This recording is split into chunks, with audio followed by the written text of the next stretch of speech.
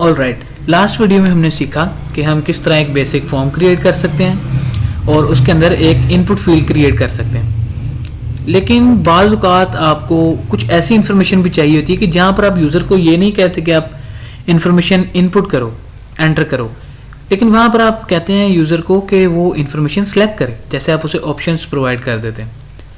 तो इस तरह इसकी जो मेन एग्जांपल है, जो बहुत कॉमन हम फॉर्म्स में देखते हैं, वो है जेंडर की।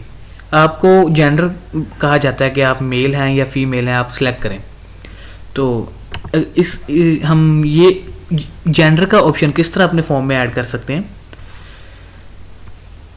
इसके लिए सबसे पहले आप लिखेंगे जेंडर, उसके बाद BR का टैग यूज़ करेंगे लाइन ब्रेक करने के लिए, और सिंपल उसी तरह सिंपल टेक्स्ट मेल फीमेल हमने लिख दिया।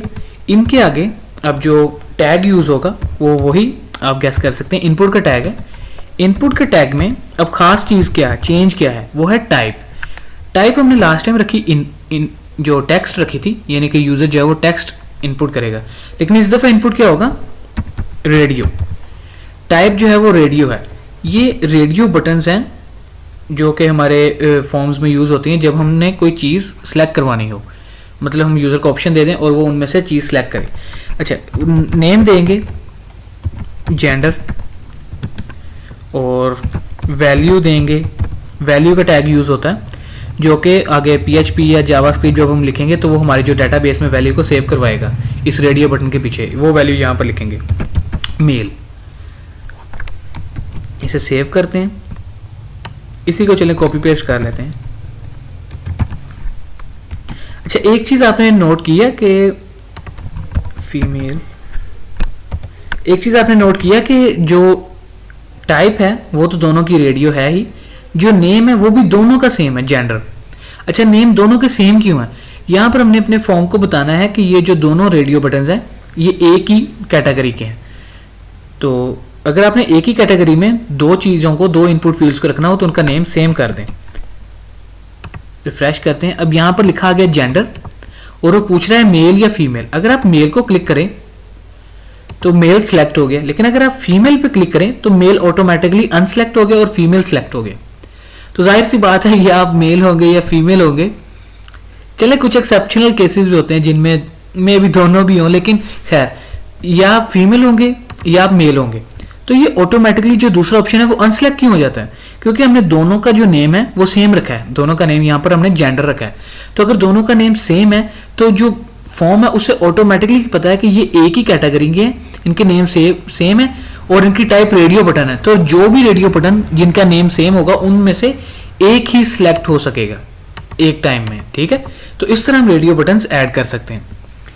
अच्छा, ये तो हो गए रेडियो बटन्स। एक और चीज़ है, जिस तरह आपने देखा होगा कि कई जगह पर आपको मुख्तलिफ चीज़ें सेलेक्ट करने को कहा जाता है। लेट्स से कि हॉबीज़, हम हॉबीज़ का ऑप्शन ऐड करना चाहते हैं, ब्रेक BR यूज़ किया, उसके बाद हम सिंपल टेक्स्ट लिखते हैं हॉबीज़, हॉबीज़ के बाद फिर BR का टैग यूज़ करते हैं नेक्स्ट लाइन में आने के लिए, और यहाँ पर लिखते हैं cricket, snooker, let's hockey and call of duty. चले, ये हमने 4 गेम्स सेलेक्ट कर ली जो कि हॉबीज़ के तौर पर हम अपने यूज़र को ऑप्शंस देना चाहते हैं। ये 4 ऑप्शंस हम अपने यूज़र को देना चाहते हैं। तो ये ऑप्शंस किस तरह हम देंगे उसे, टैग वही है, इनपुट का टैग यूज़ होगा। इनपुट के टैग में अब टाइप क्या रखेंगे, इस दफ़ा हम टाइप रखेंगे चेक बॉक्स।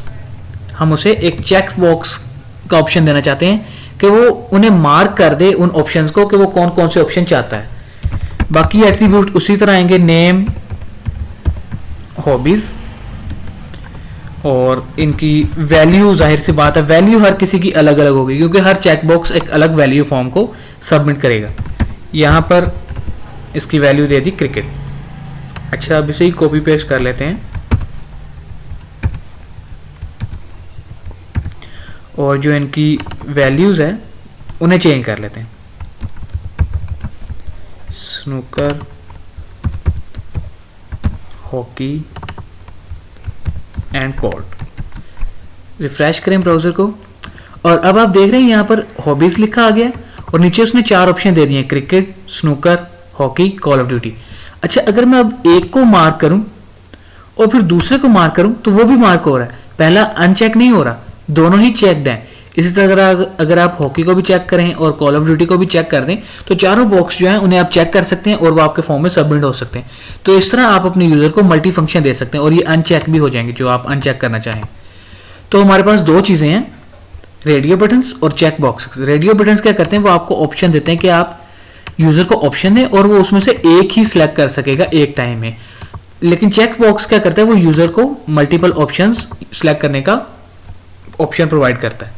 तो इस तरह आप ये 2 चीज़ें अपने फॉर्म में ऐड कर सकते हैं और अपने फॉर्म की जो लुक है उसे भी चेंज कर सकते हैं और जो यूज़र है उसे मल्टीपल फंक्शंस प्रोवाइड कर सकते हैं।